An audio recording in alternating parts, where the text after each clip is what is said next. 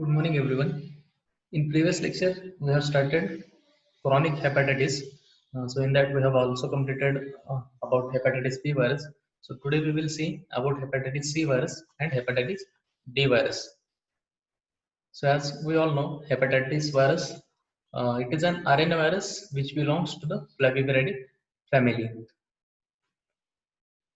About 3% of the population, world population, it is infected with this hepatitis C virus, and among this 3% of population, nearly 170 million people they are chronic carriers. So as we know, most of the hepatitis B virus and hepatitis C virus they are responsible for chronic infection. So nearly 3% individuals they are infected, and among these 3%, nearly 170 million individuals they are chronic carriers, and also they are at the risk of developing cirrhosis and liver cancer. If we talk about India, the prevalence of this HCV it has been found to be nearly 2%, mostly who are voluntary blood donors. So you will get the prevalence of this HCV infection in blood donors, and nearly 42% of patients with hepatocellular cancer. So that means the patient who has hepatocellular cancer or hepatocellular malignancy. So out of 100 patients who has hepatocellular cancer, so among these 100, there are nearly 42% individuals they are found to be uh, infected with this hepatitis C virus. So there are two different scenarios. So mostly 2% voluntary blood donors they get infected with HCV virus, and in second scenario, the patient who has hepatocellular malignancy. So out of 100 patient who has hepatocellular malignancy, out of that 100, nearly 42 they are found to be infected with hepatitis C virus infections.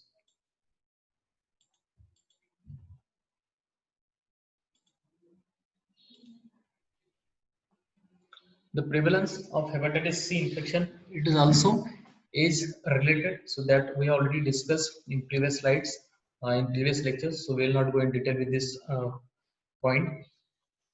So the children and adolescents they exhibit low rates.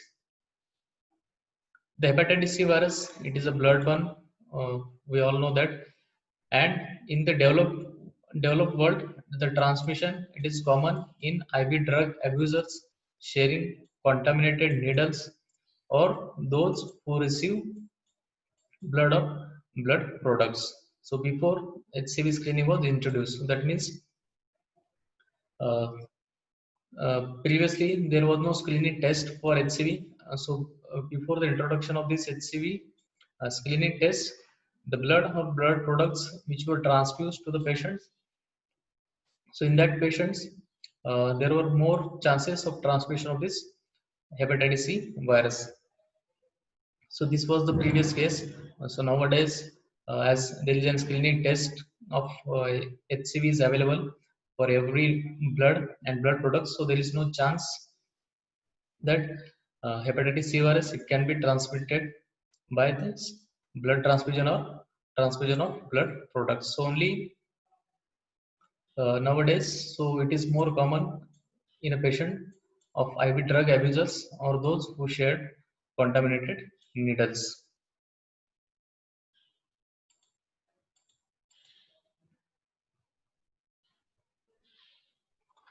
Regardless of this mode of transmission, or you can say the acquisition of hepatitis C virus, the chronic hepatitis it follows acute hepatitis in nearly 50% to the 70% of cases. That means the patient who gets infected with hepatitis C virus and if he develops acute hepatitis, so after this acute episode of acute hepatitis, nearly in 50% to 70% of cases, chronic hepatitis will occur. So this chronic infection, it is common even in those who return to the normal in aminotransferase levels after acute hepatitis C. So adding up to an 85% of chronic HCV infection after an acute hepatitis C. That means the patients who get infected with acute hepatitis C, in that case, nearly 50% to 70% of cases they will turn into the chronic stage. But however, the patient who has recovered from acute hepatitis C, that means the patient has returned to the normal. So even those patients, they will lead to the chronicity of disease. So that's why if we add these individuals or patients to this group, so it will become nearly 85% ratio. So in that 85% cases, the patient will become into chronic HCV infection.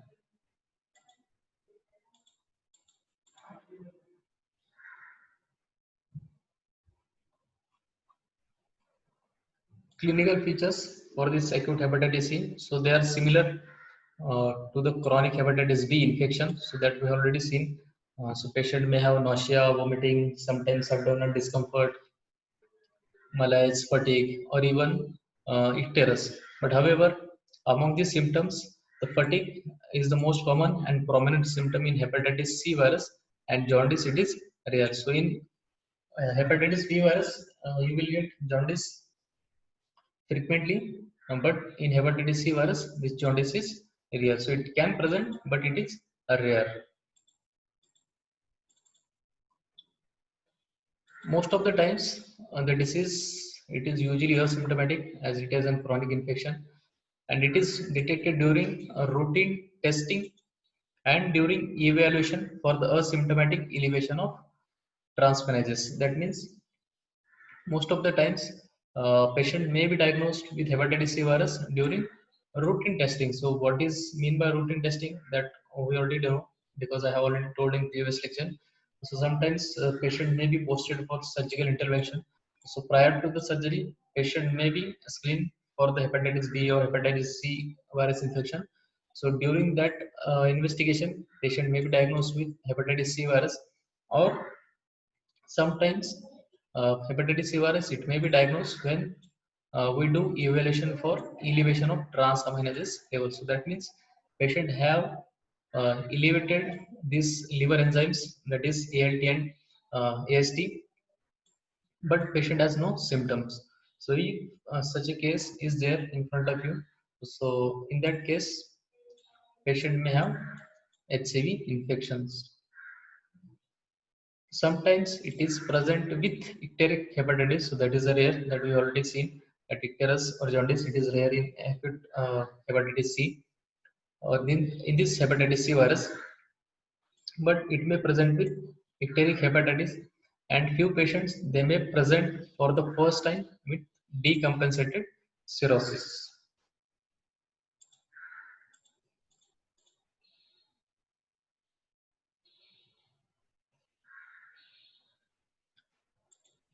So that we already seen that hepatitis C leads to the chronicity in almost 85% of patients.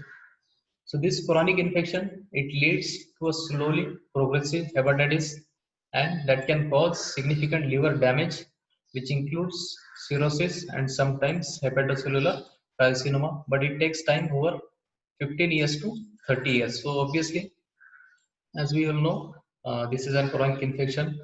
So this chronic infection, it is most of the time slow and progressive. That means the disease will progress eventually, but it takes nearly 15 years, 30 years to develop some significant liver disease like cirrhosis and hepatocellular carcinoma. Most of the patient they will develop liver cirrhosis, while some of them they will develop hepatocellular carcinoma.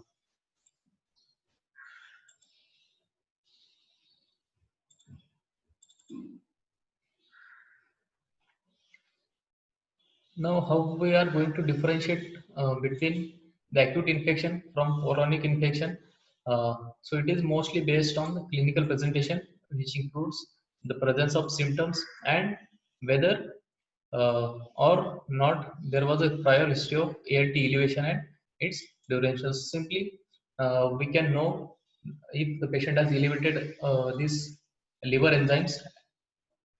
So by simply asking the patient, we can confirm that patient is acutely infected or chronically infected. So if patient says there is an history of symptoms which suggest hepatitis, and there is an also history of elevated liver enzymes in the past, so obviously it will suggest chronic infection. But if patient denies the history of previous symptoms which indicates hepatitis, or if patient denies history of elevation of ALT in the past, uh, so that means patient has an acute infection. But if the symptoms and ALT is elevated, or history of ALT elevation is there in the past, so that will indicate chronic hepatitis C infection.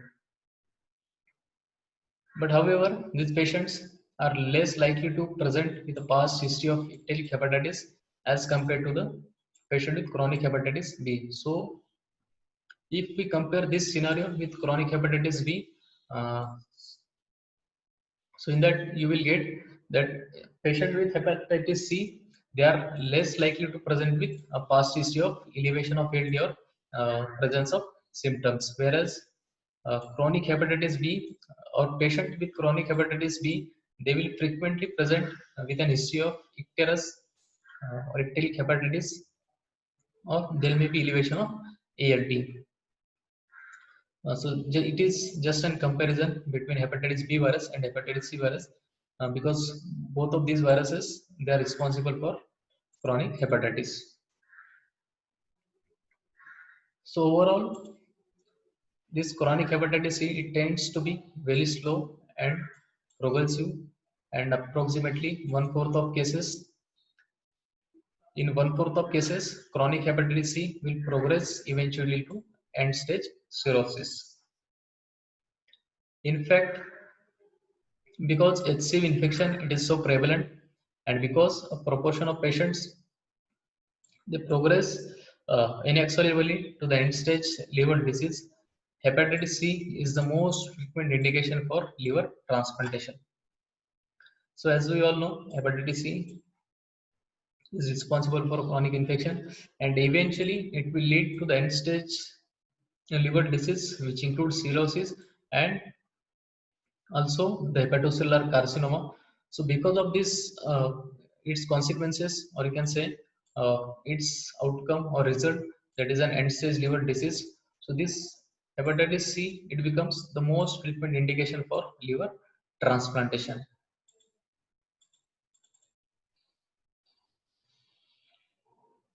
Among patients with compensated cirrhosis with hepatitis C, the 10-year survival rate, it is close to 80% of patient, and mortality, it is nearly 2 to 6% per year. That means if the patient is diagnosed with hepatitis C and patient has compensated liver cirrhosis, so in that there are 80% chances that patient will survive for nearly 10 years. So however, the mortality rate of that patient will increase 2 to 6% per year. That means in first year, patient will have 2% chances of mortality, but in next year, it will increase to 4%, and in later on in next year, it will increase to 6%. So this is how the rate will increase every year. But in decompensated, the rate is nearly 4 to 5% per year. So initially in compensated liver cirrhosis, it was nearly 2%. Uh, in some cases, it may vary to 6%, but in decompensated, it is nearly 4% to 5% per year. And chances of developing hepatocellular carcinoma in such cases, it is nearly 1% to 4% per year. So that means a patient with hepatitis C and also decompensated liver cirrhosis, they have the chances of developing hepatocellular carcinoma at the rate of 1 to 4% per year.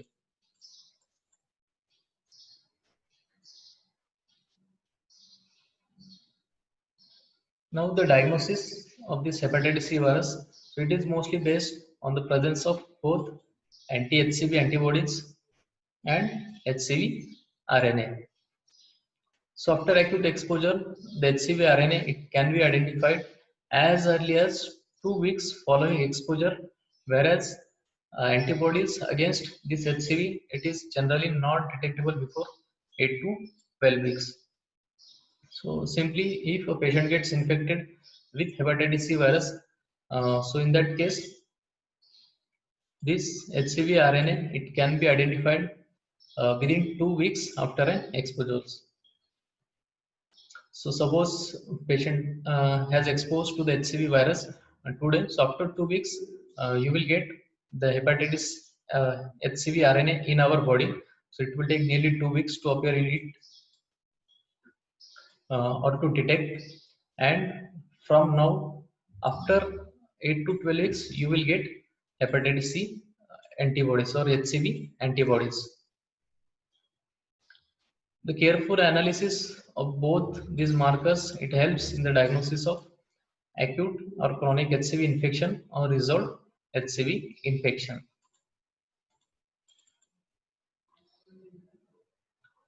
So this is an analysis which can indicate active infection or resolved infection. So if anti-HCV is present, that is antibodies against HCV is present, and if there is HCV RNAs, it is also detected, then it indicates active infection. But if patient has only antibodies against HCV, but there is no HCV RNA, then it indicates resolved infection. That means patient has already resolved or recovered from this infection. But if there are no antibodies, but HCV RNA is present, then it can indicate early acute infection, because we already know that it takes nearly 8 to 12 weeks to appear antibodies. So obviously, if patient has an early acute infection, so in that case, you will not get any antibodies. But whereas you will get HCV RNA, because it takes nearly or only 2 weeks to detect HCV RNA in our body.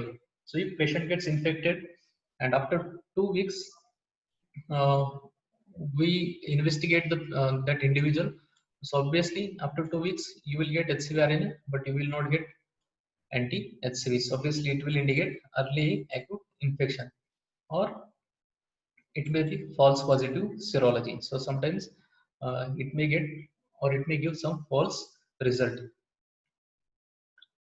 And if there is no antibodies against HCV and there is no HCV RNA, so obviously there is no HCV infection.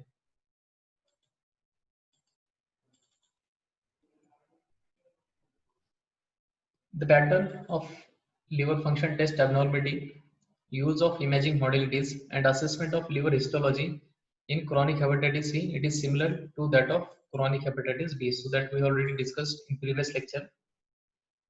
So elevation of liver enzymes, or use of fibroscan or USG abdomen, and assessment of liver histology. So that we already seen while discussing chronic hepatitis B. So the pattern of this all modalities, they are similar to the chronic hepatitis B.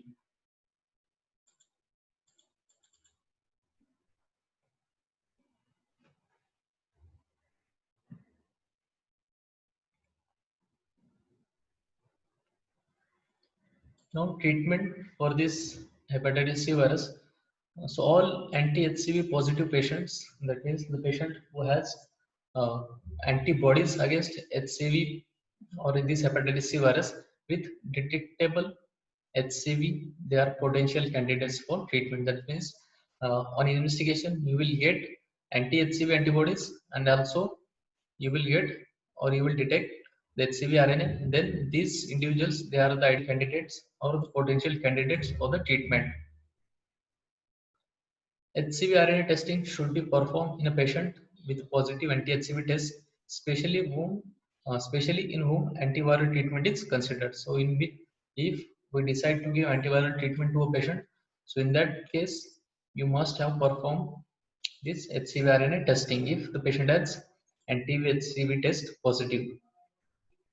And also genetic sequencing, it should also be done of these viruses. So why this genetic sequencing is to be done, that I will tell on the next slides. Because we already know there are various genotypes of these viruses, so that's why to decide the duration of treatment, this genetic sequencing, it is necessary.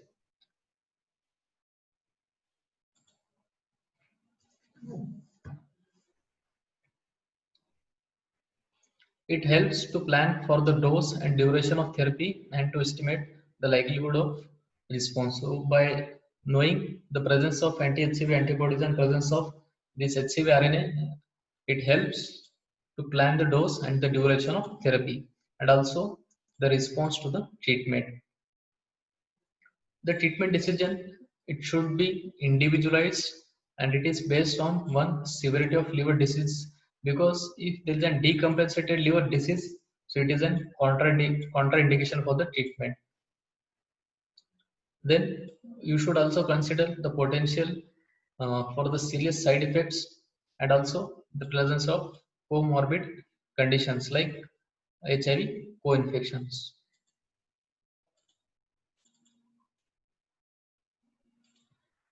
The optimal therapy for chronic HCV infection is the combination of PEG interferon alpha and ribavirin. So ribavirin, it is an antiviral drug.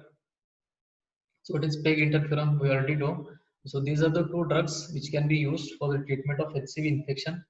So this PEG interferon, it is again has variants like PEG interferon alpha 2A, which has a fixed dose, and alpha 2B, which is given according to body weight. So we will not go in detail with this. This is not the part of our discussion.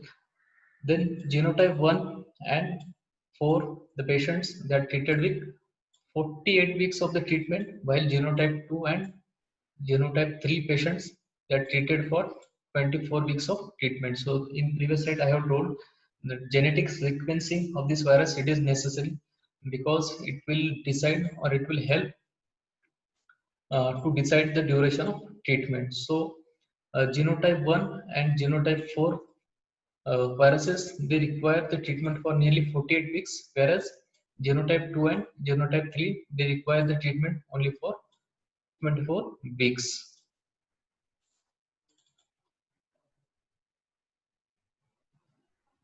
The finding of undetectable levels of HCV RNA levels at 24 weeks after the completion of treatment, it ensures the treatment is curative. So obviously genotype 1, for example genotype 1, it requires treatment for nearly 24 weeks. So after 24 weeks, sorry,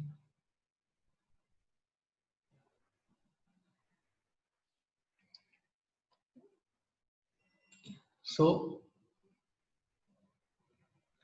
after 24 weeks, the treatment, it can be considered curative. So if there is an if you will not detect the HCV RNA in our body after 24 weeks, the expected response rate, it is lower with genotype 1 and genotype 4.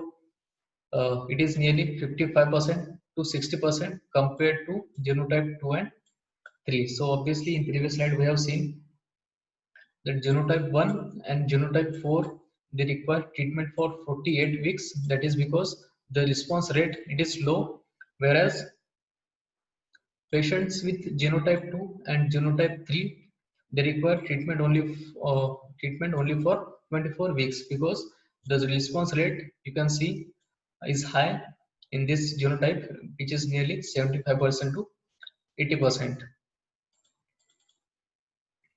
So in a view of this poor response, especially in genotype 1 and genotype 4, a number of drugs like telaprevir, they are currently tried in combination with PEG interferon and ribavirin with encouraging results. So that means nowadays there are trials being conducted which includes another drug, that is telaprevir in association with PEG interferon and ribavirin. So this is all about hepatitis C virus. So now we will see about hepatitis D virus. So this virus, it is uncommon in India, that you should know, but it is more common in West Africa, Mediterranean, and in parts of South America. So it is a Delta virus and RNA virus that we already know, which is discovered in 1977 and causes infection which requires hepatitis B particles to infect the liver. So we already know that HDV virus, it is usually dependent on hepatitis B virus for its replication. So obviously, to cause the infection, it requires hepatitis B virus particles for the infection of liver. So transmission, it is similar to the hepatitis B virus, which is a blood-borne and sexual route. This hepatitis B infection may either be in co-infection with hepatitis B virus, that is a simultaneous infection, or super infection, that is STV in chronic hepatitis B carrier. So you should understand what is the meaning of co-infection and what is the meaning of super infection. So then you can understand the meaning of this line. So co-infection means what? A person who gets infected with different strains of virus at a moment. So that means at a single time, he may be infected with two different viruses. So in that case, here you can understand SDV and STB. So patient gets infected with hepatitis D virus also and hepatitis B virus also simultaneously. So that is called as co-infection. But if a patient already has hepatitis B virus infection, and after a few time or after a while, after a few months, if patient develops hepatitis D virus, then it is called as super infection. So in both the patient, you will get two different infection, but it depends on the time. So that time it decides whether it is to be called co-infection or super infection. If hepatitis B and hepatitis D they simultaneously infect an individual, it is called as co-infection. Whereas patient is already infected with hepatitis B, and if after a while, after a few months, if patient again gets infected with hepatitis D virus, then it is called as super infection. This chronic hepatitis D occur in less than 5% of co-infection. So chances of co-infection of 5% of patient, and in 80% of super infected patients.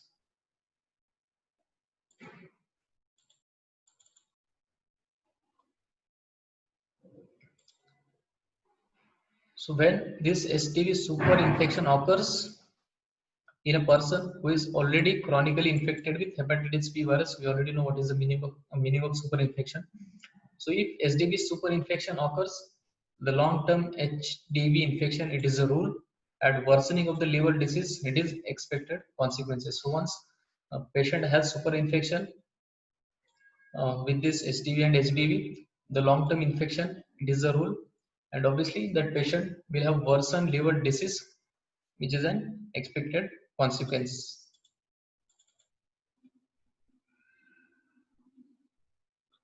The clinical features, they are similar to the chronic hepatitis B virus or HCV virus, except for the severity. The chronic hepatitis B plus D, it has similar clinical and laboratory features to those seen in chronic hepatitis B alone. Relatively, this SDV infection, it is severe and progressive chronic hepatitis with or without cirrhosis. It is the rule, and mild chronic hepatitis is the exception. So that means this hepatitis D virus, it is more severe and more progressive when we compare with hepatitis B and hepatitis C. So the mild chronic hepatitis, it is an exception. So in hepatitis C or hepatitis B, you will get mild infection, but in chronic hepatitis, you will not get mild hepatitis.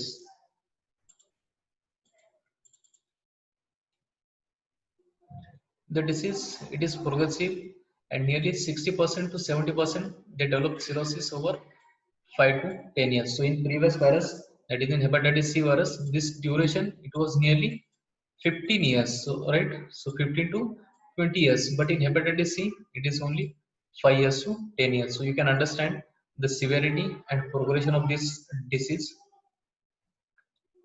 The hepatocellular carcinoma, it also occurs with the same frequency as in hepatitis B virus or HCV infection. The diagnosis of this virus, it is confirmed with a positive test for antibodies against hepatitis D and HDV RNA by RT-PCR, that is real-time polymerase chain reaction. A distinguishing serological feature of chronic hepatitis T, it is the presence of circulation of antibodies to the liver kidney microsome. So it is an antibody test which detects the antibodies against liver kidney microsomes. Basically, this test it is mostly used for the diagnosis of autoimmune hepatitis or drug-induced hepatitis. So again, this anti-LKM antibodies, they have again 1, 2, 3 subtypes.